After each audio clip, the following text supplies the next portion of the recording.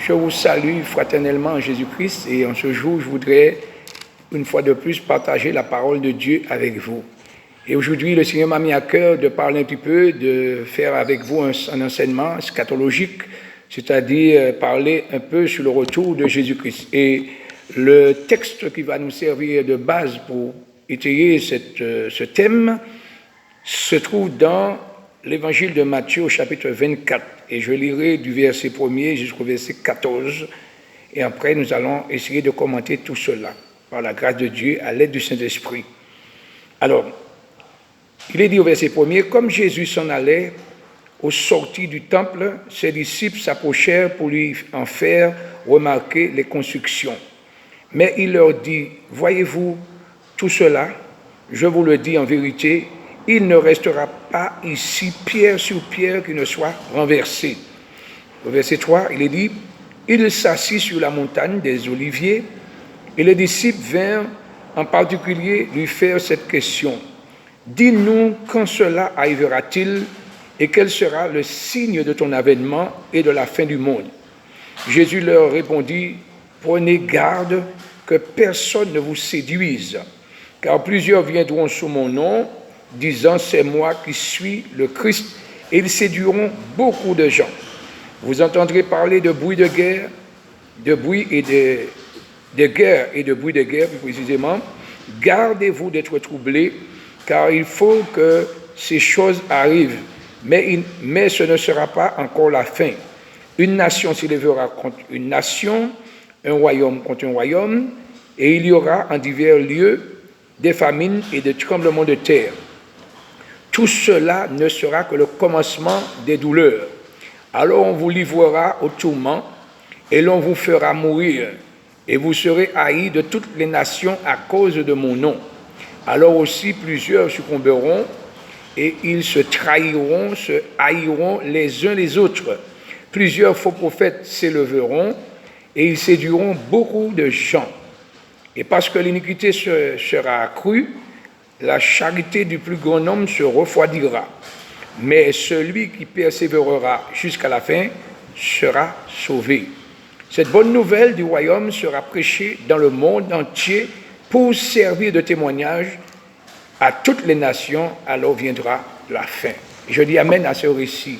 C'est vrai que, frères et sœurs et chers amis à l'écoute, la parole de Dieu nous enseigne, c'est vrai que les disciples avaient posé la question à Jésus, on lui avait déjà fait remarquer, on lui a fait une remarque sur la belle construction du temple qui se trouvait à Jérusalem. Et là, Jésus leur a dit, vous voyez toutes ces choses, il ne restera pas ici pierre sur pierre qui ne soit renversé. Et là, pour ainsi dire, la réponse de Jésus a suscité dans le cœur des disciples une curiosité. Donc, ils ont voulu savoir quand cela allait arriver, que serait le signe de la fin des temps, le signe de ton avènement et de la fin des temps.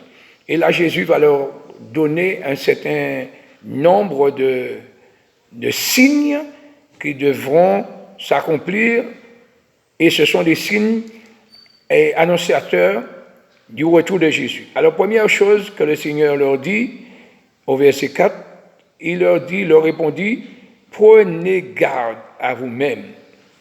Prenez garde que personne ne vous séduise. Donc, premier signe, c'est la séduction.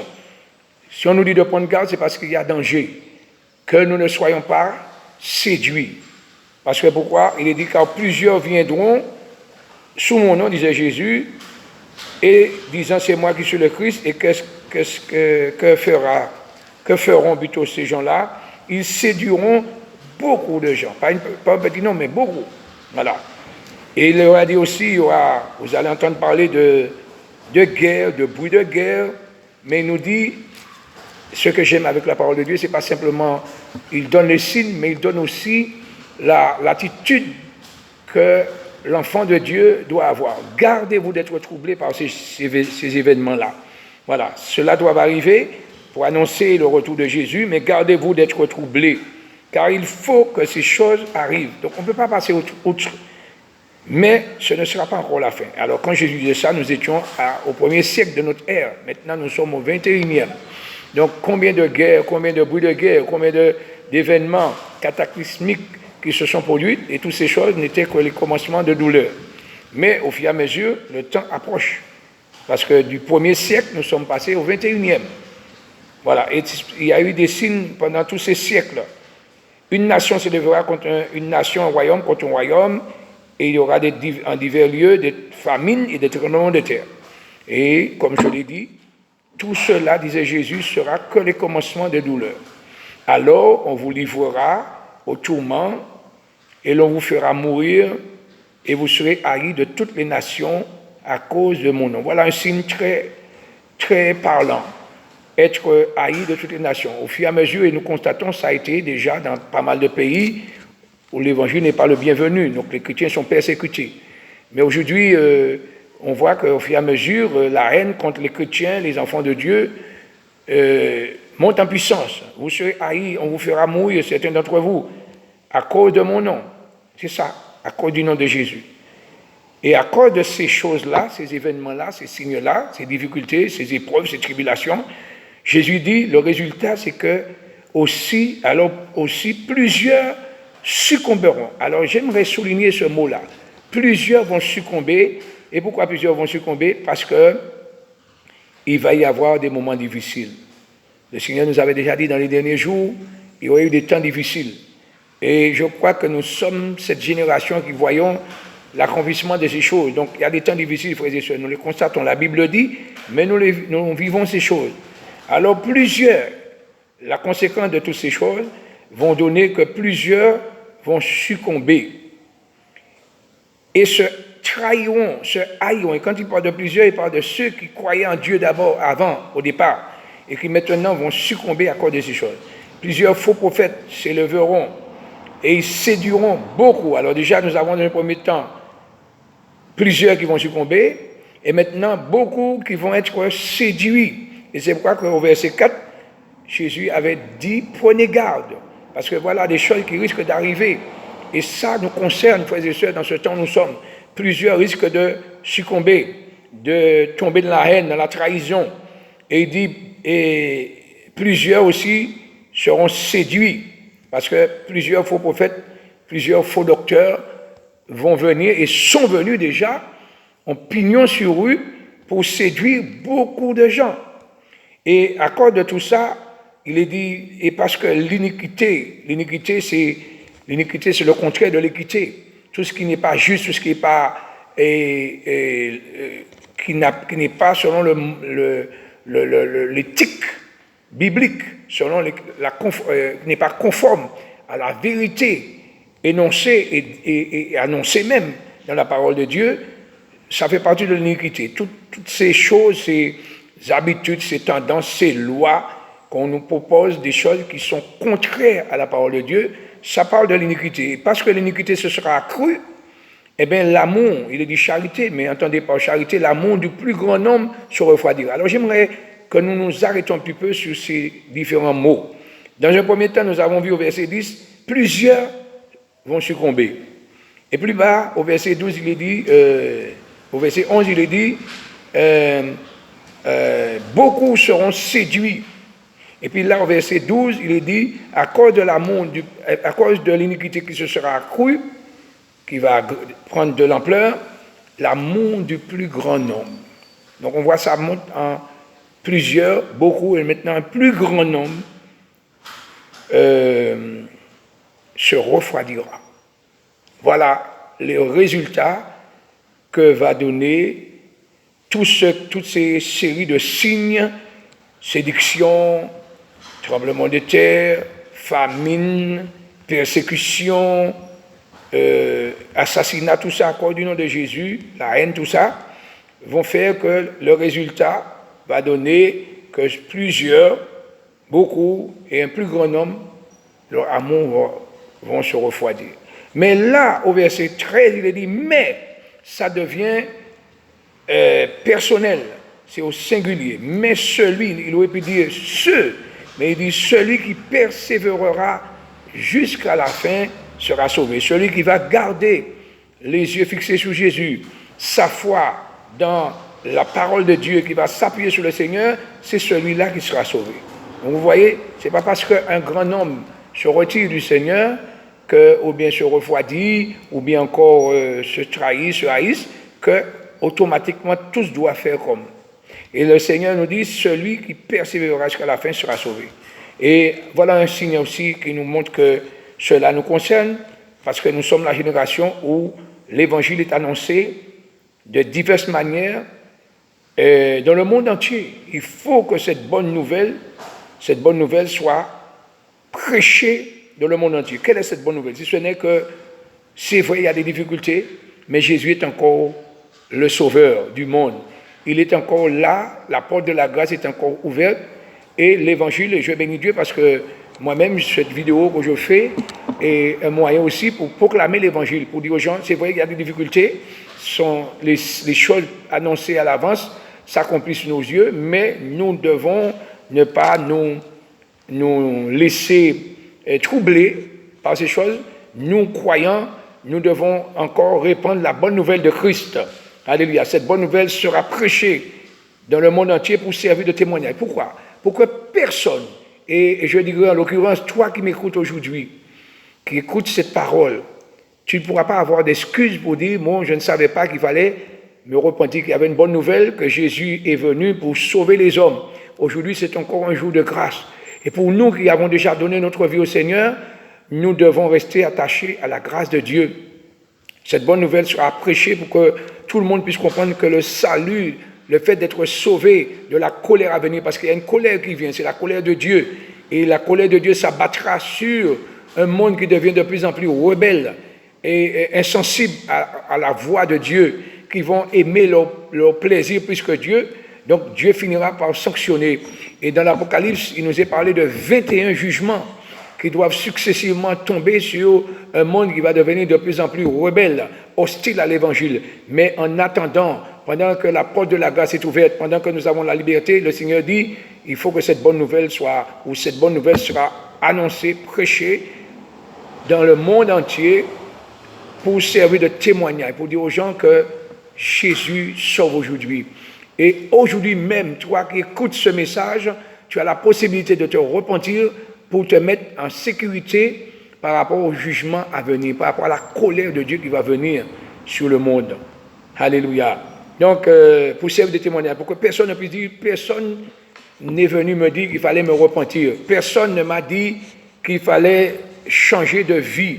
Alors, bien entendu, il y a, dans la prédication de l'Évangile, il y a deux mots importants qu'on trouve dans Actes des Apôtres 3, verset 19. Je vais vous le lire. J'aurais pu le citer, mais je préfère lire pour que Acte 3, verset... le temps de trouver, chapitre 3, j'y suis, verset 19, où l'apôtre Pierre, un jour, avait fait un discours devant des hommes. Et il leur a dit, en fin de son discours, il a prêché l'évangile, il leur a dit, « Repentez-vous donc et convertissez-vous pour que vos péchés soient effacés. » S'il n'y a pas de repentance et s'il n'y a pas de réelle conversion, il ne peut pas y avoir de pardon de péché. Nos péchés ne peuvent pas être effacés si nous ne nous repentons pas. Alors il y a des gens qui se repentent, qui demandent à Dieu pardon pour leurs péchés, leurs transgressions, parce qu'ils reconnaissent qu'ils ont fait des choses mal aux yeux de Dieu, le mal, et puis ça s'arrête là. Donc confesser ses péchés et même les délaisser, c'est bien. Mais il y a un autre mot qui suit, c'est la conversion. Alors se convertir, c'est se tourner vers Dieu. C'est de se consacrer à Dieu pour que le péché ne puisse plus régner dans notre vie, mais que ce soit Christ qui règne en nous. Et c'est pour cette raison que le Seigneur appelle, la bonne nouvelle consiste à dire aux gens de se repentir, donc de changer leur vie, de demander à Dieu pardon, de se tourner, surtout ce temps-là nous parle. Ce temps-là nous parle, c'est vrai, ces jours-ci, beaucoup de personnes ont acheté des Bibles, prient, mais la parole de Dieu, le message que nous devons faire entendre à tout un chacun, c'est que tout homme est à se repentir et à se convertir, se tourner vers Dieu, se consacrer à Dieu. Et pour quelle raison? Pour que les péchés soient effacés et afin que des temps de rafraîchissement, parce que Dieu veut nous bénir, Dieu veut nous rafraîchir, Dieu veut nous sauver, Dieu veut nous restaurer, afin que des temps de rafraîchissement vous viennent de la part du Seigneur, le Seigneur Dieu, le Seigneur Jésus, et qu'il envoie celui qui vous a été destiné, et celui qui nous a été destiné, c'est Jésus-Christ, que le ciel doit recevoir jusqu'au temps du rétablissement de toutes choses. C'est vrai que Jésus va revenir. Et le ciel a reçu Jésus le jour où il est monté, le jour de son ascension. Et la Bible nous dit qu'il était allé pour nous préparer une place. Et quand cette place sera prête, il reviendra et il nous prendra avec lui, afin que là où il est, tous ceux qui croient en lui, y soient aussi. Et c'est ce que nous dit la Bible. Jusqu'au temps du rétablissement de toutes choses, dont Dieu a parlé anciennement par la bouche de ses saints prophètes. Donc Dieu avait annoncé ces choses. Et nous sommes la génération aujourd'hui qui voyons ces choses. Et quand le message, le témoignage de l'Évangile sera annoncé à toute nation, et aujourd'hui par les médias, c'est vrai que depuis le confinement, les églises sont fermées, mais l'Évangile continue à être annoncé par le biais des visioconférences, des textes qui circulent sur WhatsApp ou encore des vidéos ou bien d'autres moyens encore. Donc l'Évangile continue à être annoncé pour dire aux gens, c'est aujourd'hui plus que jamais le temps de se tourner vers Jésus-Christ, de prendre en considération ces quelques paroles que nous avons lues et que je vous invite à relire, à méditer dessus concernant les signes des derniers temps. Donc c'est vrai que nous vivons dans un monde où nous fonctionnons avec des signes, parce que quand on conduit son véhicule, il y a des signalisations pour nous dire qu'est-ce qu'il faut faire, quelle attitude que nous devons adapter face à la signalisation qui nous annonce que soit on va avoir un virage dangereux, une descente dangereuse, une chaussée glissante, etc. Si nous observons les signalisations, nous saurons quelle attitude que nous devons adopter pour ne pas commettre un accident. Et de même, comme je fais allusion du code de la route, mais ce livre-là que j'ai à la main, je l'appelle le code de la vie. Et donc, si le Seigneur a pris le temps de nous annoncer des signes, des choses pour nous signaler, parce qu'il ne nous a pas donné de date pour son retour, mais il nous a dit, quand vous verrez ces choses, voilà ce qui va arriver, mais il nous dit, voilà ce que vous devez faire. Gardez-vous d'être troublés, persévérez jusqu'au bout, continuez à annoncer l'Évangile, et surtout à garder la foi en Jésus-Christ. Voilà, et quand le temps sera venu, où tout homme sera averti, il n'est pas dit que tout homme se convertira à l'Évangile, mais tout homme doit être averti que Jésus non seulement va revenir pour prendre son Église, mais il nous est dit aussi qu'il reviendra pour juger les vivants et les morts. Et frères et sœurs et chers amis à l'écoute, s'il y a jugement, il y aura forcément condamnation. Mais la bonne nouvelle justement de l'Évangile, c'est qu'avant que le jugement de Dieu arrive, il y a possibilité d'échapper au jugement. Il y a possibilité d'échapper au jugement. Et je vais vous lire un texte bien spécifique, un texte qui nous explique clairement, alléluia, ce qui se passe. Alléluia, pour celui qui croit en Jésus maintenant, qui reçoit dans son cœur Jésus-Christ comme sauveur. Jésus avait dit, il y a très longtemps quand il était sur la terre, en vérité, ça c'est Jean 5, verset 24. En vérité, je vous le dis, celui qui écoute ma parole et qui croit celui qui m'a envoyé, c'est-à-dire Dieu qui m'a envoyé, a la vie éternelle et ne vient point en jugement, mais il est passé de la mort à la vie. Je reprends le texte. Jésus dit en vérité, ça veut dire amen, amen, ou bien ainsi soit-il, je vous le dis, celui qui écoute ma parole et qui croit à celui qui m'a envoyé à la vie éternelle et ne vient point en jugement, mais il est passé de la mort à la vie.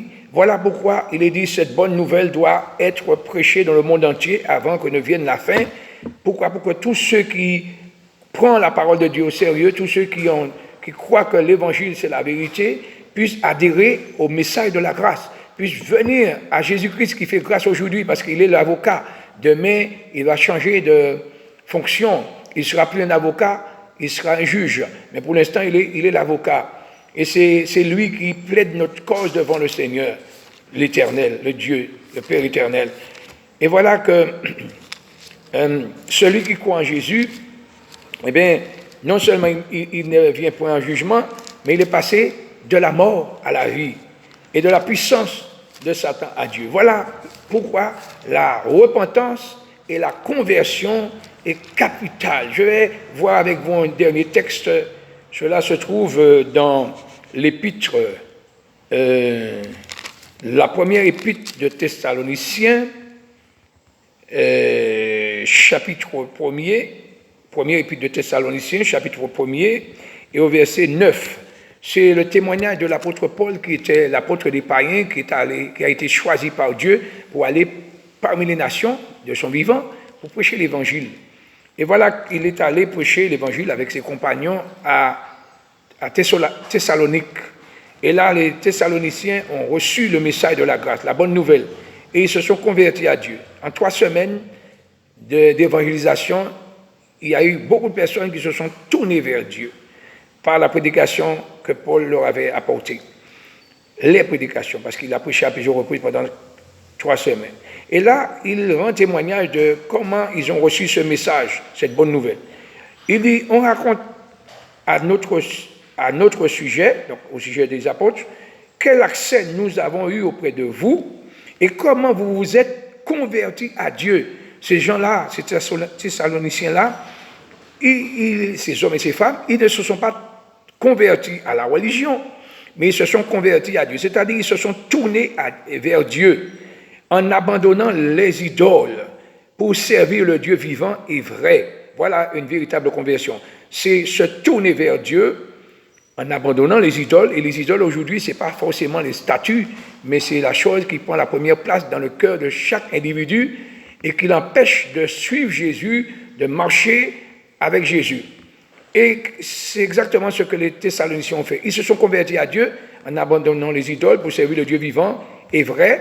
Donc ça veut dire qu'il y a des dieux qui ne sont pas vivants et qui ne sont pas vrais. Mais le Dieu vivant et vrai, qui s'est révélé par Jésus-Christ. Les Thessaloniciens, ils l'ont rencontré.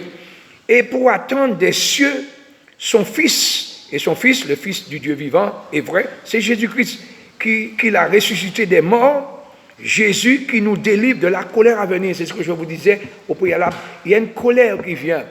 Et celui qui va nous délivrer, qui va nous mettre à l'abri de cette colère à venir, qui est la colère de Dieu, qui s'abattra sur le monde, c'est Jésus-Christ. Mais pour être épargné de la colère à venir, il faut venir à Jésus aujourd'hui. Voilà. Donc les signes sont là, et nous sommes la génération qui voyons toutes ces choses. Mais le Seigneur nous dit, gardez-vous d'être troublés, au contraire, levez la tête, car notre délivrance approche. Ça, c'est pour ceux qui attendent Jésus déjà, qui ont déjà le Christ dans leur vie. Notre délivrance approche. Donc, n'ayons pas, frères et sœurs, de la crainte dans nos cœurs, mais réjouissons-nous parce que, primo, toutes ces choses nous montrent que la parole de Dieu est vraie, parce que ces choses avaient été annoncées à l'avance. Et secondo, ça veut dire que si ces choses s'accomplissent aujourd'hui, ça veut dire que nous sommes cette génération qui allons voir le retour de Jésus. Et donc, l'attitude que nous devons avoir, c'est de ne pas nous laisser troubler, comme il est dit dans le chapitre de Matthieu 24 que j'ai lu, gardez-vous d'être troublés, mais au contraire, persévérer. Nous devons persévérer. Celui qui persévérera jusqu'à la fin, celui-là sera sauvé. Mais persévérer dans quoi? Persévérer veut dire continuer à mettre sa confiance en Dieu, continuer à marcher non selon le principe de ce monde, mais selon les paroles de Dieu, la parole de Dieu, les enseignements de Dieu. Et c'est ce qui va nous permettre, si nous gardons, voilà le verset clé, qui va nous permettre, quand la colère de Dieu va venir, Dieu va garder ceux qui gardent sa parole. C'est écrit clairement dans Apocalypse 3, verset 10, et je lis pour finir, il nous est dit, chapitre 3, verset 10, « Parce que tu as gardé la parole de la persévérance en moi, c'est Jésus qui dit cela, je te garderai aussi à l'heure de la tentation qui va venir sur le monde entier pour éprouver les habitants de la terre. » Cette tentation, c'est de renier la foi, c'est d'abandonner la foi, d'abandonner l'amour du plus grand homme qui se refroidit. Quand on n'aime plus, quand on abandonne l'amour pour Dieu, eh bien, notre foi aussi diminue. Et sans la foi, il nous est impossible de lui être agréable. Alors, frères et sœurs, chers amis, à l'écoute Gardons les yeux fixés sur Jésus. Ayons confiance en Dieu, parce que ce que sa bouche dit, sa main l'accomplit. Et le Seigneur dit, les cieux et la terre passeront, mais mes paroles ne passeront point. Et nous sommes bien conscients qu'effectivement, ces choses s'accomplissent sous nos yeux. Alors, le vœu de mon cœur et ma prière à Dieu pour vous et moi, c'est que nous puissions nous préparer. C'est ce qu'il nous faut faire. Prépare-toi à la rencontre de ton Dieu. Il revient bientôt, Jésus, pour donner à chacun ce que mérite l'œuvre de chacun. Donc, si nous observons sa parole, si nous gardons précieusement sa parole, si nous persévérons et si nous continuons à servir le Seigneur, alors, quand il viendra, il nous trouvera prêts à partir avec lui. Et il nous prendra avec lui, parce qu'il revient pour cela. Mais si nous sommes désinvoltes, si nous sommes négligents, si nous ne prenons pas au sérieux la parole de Dieu, alors nous serons laissés pour compte. Et ceux qui n'écoutent pas l'Évangile, qui ne veulent pas se repentir, ne veulent pas se convertir, se tourner vers Dieu pour avoir le pardon de leurs péchés, ceux-là ne pourront pas prétendre entrer dans le royaume de Dieu non plus. Que Dieu nous bénisse, que Dieu vous bénisse et vous aide à comprendre cet enseignement que j'ai voulu vous porter par le moyen de cette vidéo. Et comme d'habitude, je vais prier pour que le Seigneur nous ouvre, je dis bien nous ouvre l'intelligence spirituelle, notre intelligence spirituelle pour nos yeux spirituels, devrais-je dire, pour que nous puissions voir et comprendre ce que le Seigneur attend de chacun de nous, pour que nous ne soyons pas parmi les plusieurs qui vont succomber, ou encore les beaucoup qui vont être séduits, ou encore le plus grand nombre qui vont abandonner la foi ou l'amour, mais parmi celui, ou être celui, plus précisément, qui persévérera jusqu'à la fin pour garder ce salut que Dieu nous a déjà donné en son saint serviteur Jésus-Christ. Prions ensemble. Notre Dieu, notre Père, combien je veux te bénir, te louer, te rendre grâce pour cette opportunité que tu me donnes pour la 8e fois de venir, Seigneur, au moyen de ta parole et par le moyen de la vidéo, de partager avec mes bien-aimés ta parole. Aujourd'hui, j'ai voulu parler un petit peu des signes des derniers temps. Nous voyons toutes ces choses, nous voyons, je n'ai pas insisté sur la peste, sur la contagion, toutes ces choses-là. Nous vivons ces choses, puisque aujourd'hui, tout le monde se protège de cette peste qui s'appelle le Covid-19.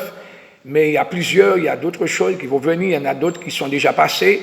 Mais tout ça se réalise parce que c'est ta parole qui a dit il faut que ces choses-là arrivent. Mais tu nous dis de nous garder d'être troublés. Alors, le vœu de mon cœur et ma prière à toi en ce jour, c'est que tu gardes la pensée de chacun de nous, de tous ceux qui entendront et qui visionneront cette vidéo pour que nos yeux soient fixés sur le Christ et que nos cœurs restent attachés à toi et que nous puissions nous mettre à l'abri de la colère à venir, tout simplement en restant attachés à Jésus-Christ. Sois loué, Père, sois béni, sois exalté au siècle des siècles, dans le nom de Jésus. Amen. Gloire à Dieu. Et que le Seigneur bénisse chacun de vous et à bientôt. Bye.